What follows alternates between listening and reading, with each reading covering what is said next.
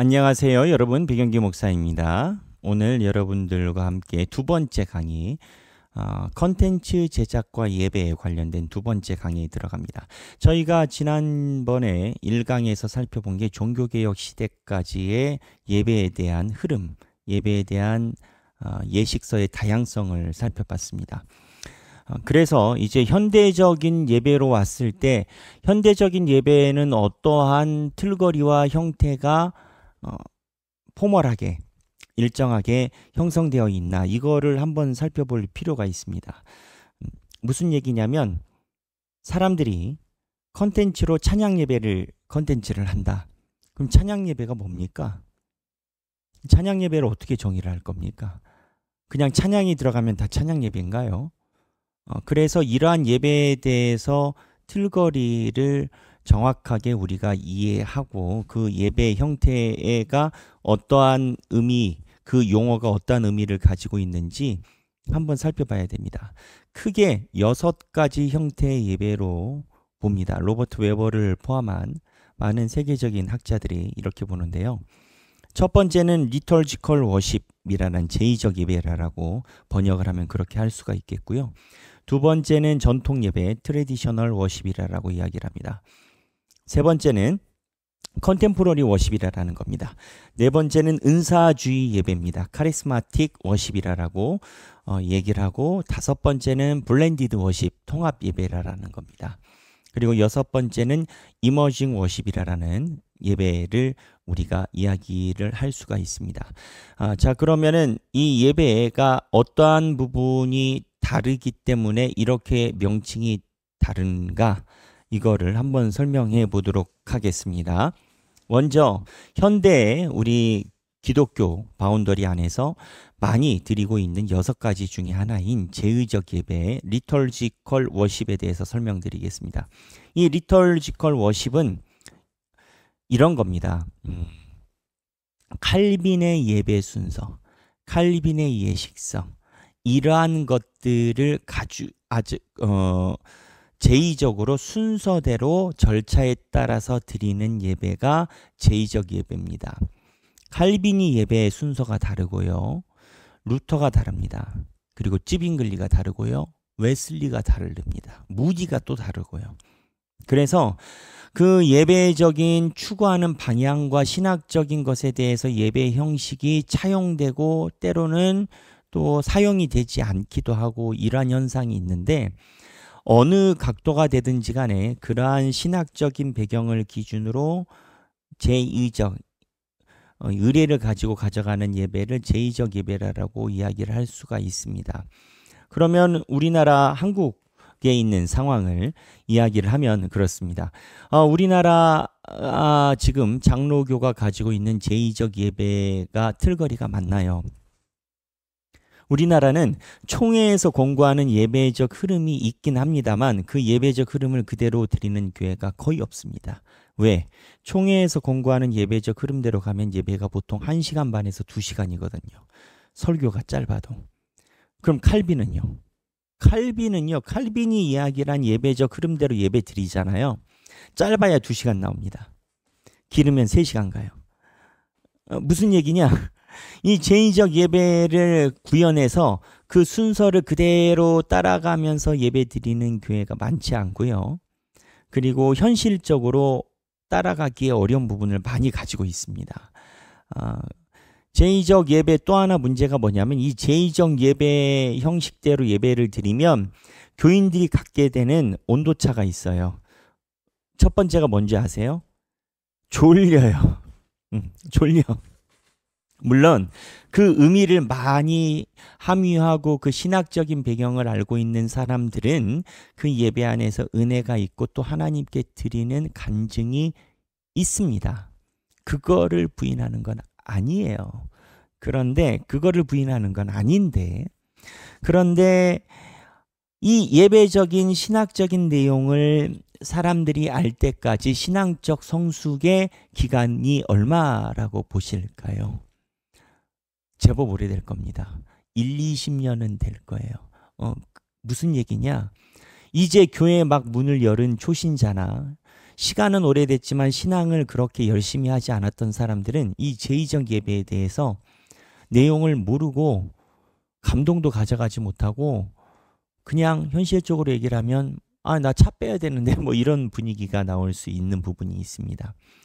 여하튼 그런 분위기가 있다 치더라도 제2적 예배는 그 신학적으로 파운데이션을 한 신학자를 바탕으로 순서를 정확하게 기산한 예배입니다. 이 얘기는 역설적으로 얘기를 하면 대한예수교 장로회가 드리는 예배가 장로교의 전통적인 예배가 아닙니다. 칼빈이 가지고 있는 예식서를 그대로 구현한 게 아닙니다. 예식서가 필요하면 나중에 제가 한번 보여드리도록 하겠습니다만 이에 대한 연구는 예배학에서 많이 되어 있습니다. 그렇다면 우리도 이런 질문이 가능하지 않겠습니까? 목사님, 그래도 전통 예배 우리는 드리는데요. 우리가 드리는 예배는 뭡니까? 이거를 예배학에서 트래디셔널 워십이라고 분류합니다. 트래디셔널 워십이 리터지컬 워십과 다른 차이가 뭘까요? 리터지컬 워십은요, 신학적인 의도와 연구에 의해서 그 순서를 잡아가지만 트래디셔널 워십은 용어를 붙여준 건데 관행적 예배예요. 오랫동안 해왔으니까 그렇게 하는 건 거예요. 우리 아버지 때도 그렇게 했고 지금 그냥 그렇게 하는 거예요. 관행적 예배를 트래디셔널 예배라고 용어를 붙여놓은 건 겁니다. 무슨 얘기냐? 한국 교회는 다 전통 예배입니다. 그런데 다 전통이 다릅니다. 이 부분이 있다라는 겁니다. 그래서 예배의 틀거리 중에 두 번째는 전통 예배고요. 세 번째 컨템포러리 워십하고 네 번째 카리스마틱 워십, 그 다음에 블렌디드 워십, 이머징 워십. 이게 이제 현대 예배를 나누는 네 가지 카테고리인데 비슷비슷해 보여요. 그러지 않습니까? 근데 이제 현대 찬양 예배, 컨템포러리 워십, 카리스마틱, 블렌디드, 이머징 워십 이런 것을 살펴보면 그 내용이 꼭 같지는 않습니다. 먼저 현대 찬양 예배, 컨템포러리 워십하고 은사주의 워십하고 이 차이가 어떻게 되냐면 현대 컨템포러리 워십은 CCM을 바탕으로 해서 찬양을 중심으로 드리는 예배, 그냥 간단히 그렇게 여러분들이 생각하면 됩니다. 근데 카리스마틱 예배와 현대 찬양 예배는 예전이 달라요. 카리스마틱 예배는요, 현대 찬양 예배에서 많이 차용하지 않던 이제 뭐라고 얘기를 하면 은사주의, 입신이라든지 아니면 옛날에 비냐드 같은 경우는 웃는 시간, 웃는 거를 통해서 성령이 임한다. 뭐 이러한 느낌의 이 찬양 예배가 가지고 있지 않은 소위 우리가 얘기를 하는 은사적인 개념의 순서가 여기에 꼭 들어갑니다. 기도로 들어가든지 아니면은 처음에 순서로 들어가든지. 그러니까 현대 찬양 예배는 찬양, 설교, 찬양 끝으로 가는 건 거죠. 그래서 이 현대 찬양 예배와 은사적인 예배는 그 순서 컨텐츠에서 기도를 바탕으로 한 무언가 영적인 것이라고 표현하는 그거에 대한 반복적인 훈련, 그러한 것을 내포하고 있어요. 그래서 의식 순서가 다르다고요. 현대 찬양 예배는 찬양, 예배, 찬양 이렇게 나가지만 은사주의는 찬양, 기도, 찬양, 기도, 찬양, 성령의 강구 뭐 이런 식으로 해서 은사주의 예배 순서는 다릅니다. 그 다음에 통합 예배가 있어요. 블렌디드 워십이에요. 이 블렌디드 워십을 한국에서는 많이 오해를 하는데 사실 이 블렌디드 워십은요, 제2적 예배하고 칼빈이 가지고 있는 제2적 예배하고 현대 찬양 예배를 섞은 개념입니다. 그래서 이 블렌디드 워십은 상반 부분에서 찬양 같은 경우는 칼빈 것을 차용하지 않고 현대 찬양 예배의 모습을 차용하고, 그러면서 칼빈 의식서나 다른 장로교 의식서에서 있는 현대에서 유용할 만한 것을 섞은 블렌디드 워십인 건 거죠.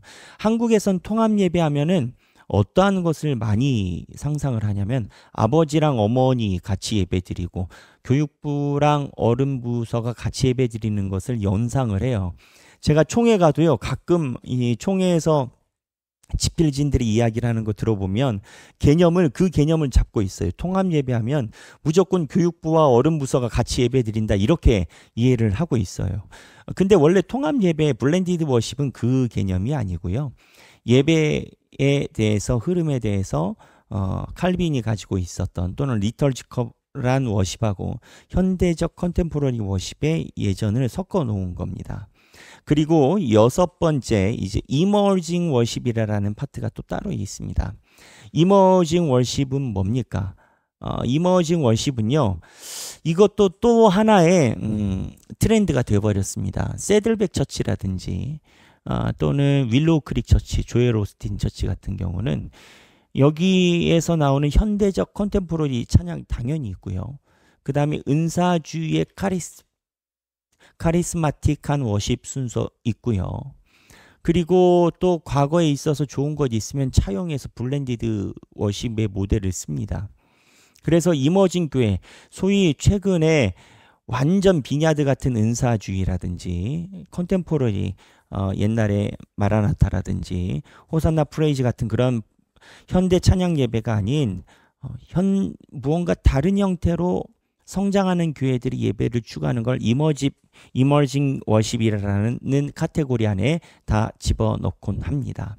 그래서 이러한 예배적인 흐름의 카테고리에 대해서 우리가 이해를 하고 있어야 되고 이러한 이해가 우리에게 예배의 기획과 콘텐츠에 주는 긍정적 효과가 있습니다. 그 다음에 그러면 이제 예배의 기획에 대해서 이야기를 했는데 한 가지 중요한 거 놓고 갈 뻔했네요. 이 예배, 지금 여기에서 이야기한 이 예배의 흐름을 보면요. 우리가 예배의 각도, 지향점에 대해서도 우리가 알아야 되는 부분이 있습니다. 뭐냐면 제의적 예배 같은 경우는요. 상향식 예배 모델을 구현합니다. 상향식 형태의 예배를 구현한다는 게 무슨 의미냐? 제의적 예배, 상향식 모델을 구현한다라는 것은 이런 거죠. 하나님이 예배의 주인이시고 하나님께 예배드림이 가장 중요합니다. 그래서 제사를 드리듯이 제의적 예배는 하나님께 예배 드리는 것에 대한 중요한 타겟팅을 갖고 있습니다. 위로 상향식으로.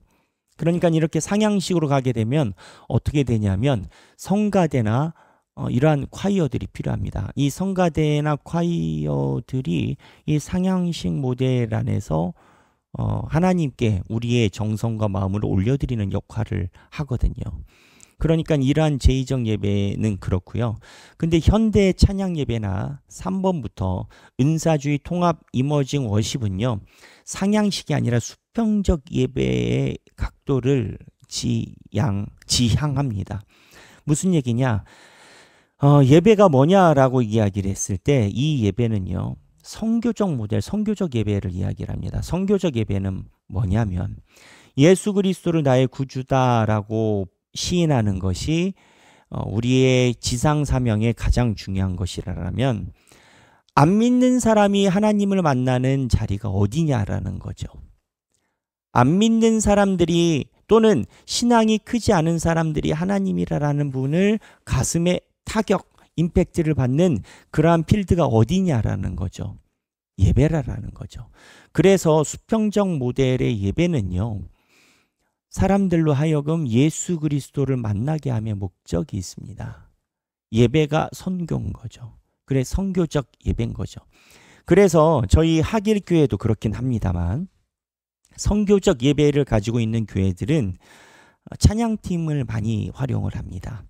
교인들이 젖어들기 쉽고 편하게 할 수 있는 찬양팀을 중심으로 하고 성령의 기름을 뿌려놓은 것처럼 마음에 다짐이 있고 난 다음에 그 다음에 하나님께 말씀을 간구하고 말씀을 듣고 이런 순서로 갑니다.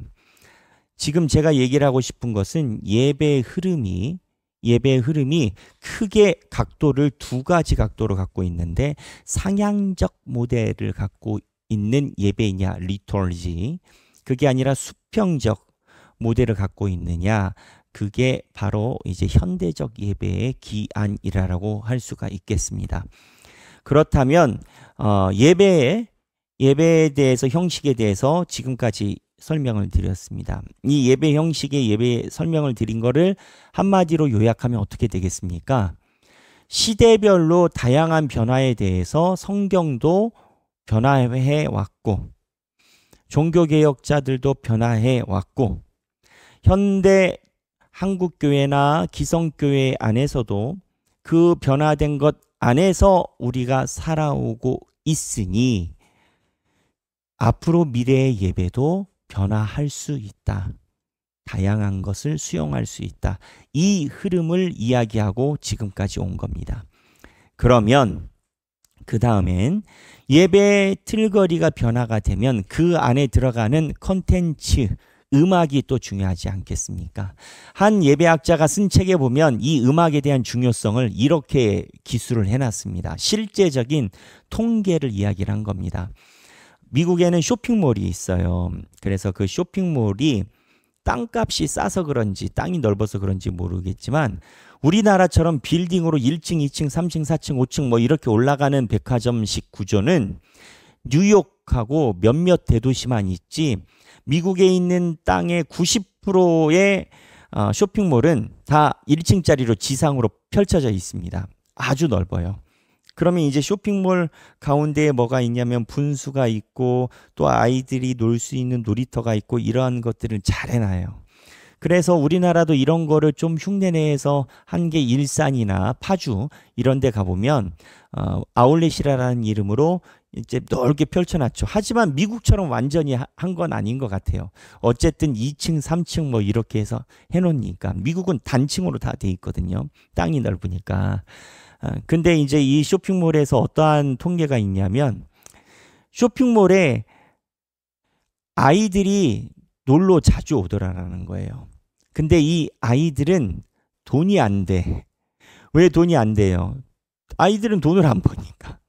근데 아이들이 와가지고 쇼핑몰에 손님들을 위해서 열린 공간이 있으니까 거기서 하루 종일 논다라는 거예요. 그 아이들이 많으니까 시끄러니까 매출이 안 나오는 거예요. 매출이. 그래서 어떻게 했겠어요?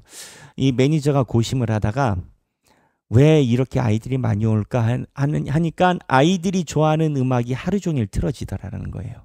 그 아이들이나 이 음악 트는 애나 나이가 비슷하니까 그래서 그 다음에 음악을 바꿨대요. 정통 클래식으로 막 바이올린하고 오 뭐 이렇게 하고 그러고 나니까 그 다음 결과가 어떻게 됐냐? 나가라고 안 했는데 애들이 거기서 안 놀더래요. 막 음악이 그러고 그러니까 이게 시사하는 바가 있습니다. 예배에서 음악에 대한 이해 그리고 찬양의 음악을 향유하는 그 세대에 대한 이해가 없으면 굉장히 어려워집니다. 그러면 목사님 예배에서 사용되는 예배 음악의 기원과 성서적인 기원 그리고 우리가 차용할 때 모든 게 다 가하고 뭐 그런가요? 기준도 없고 그런가요? 이런 것을 우리가 한번 이야기해 볼 필요가 있습니다. 그래서 예배와 음악에 관련된 것을 먼저 살펴보려면 아까 1강에서 한 것처럼 성경에 있는 예배의 형태를 차근차근 밟아오고 그리고 그 밟아온 형태에 따라서 예배의 틀거리를 한번 살펴봐야겠습니다. 그래서 이 예배 음악 형태를 구약에서부터 신약에 있는 것까지 설명을 드릴 건데요. 이거는 3강에서 설명드리도록 하겠습니다. 자, 그러면 여러분 3강에서 또 다시 만나겠습니다. 다시 만나요.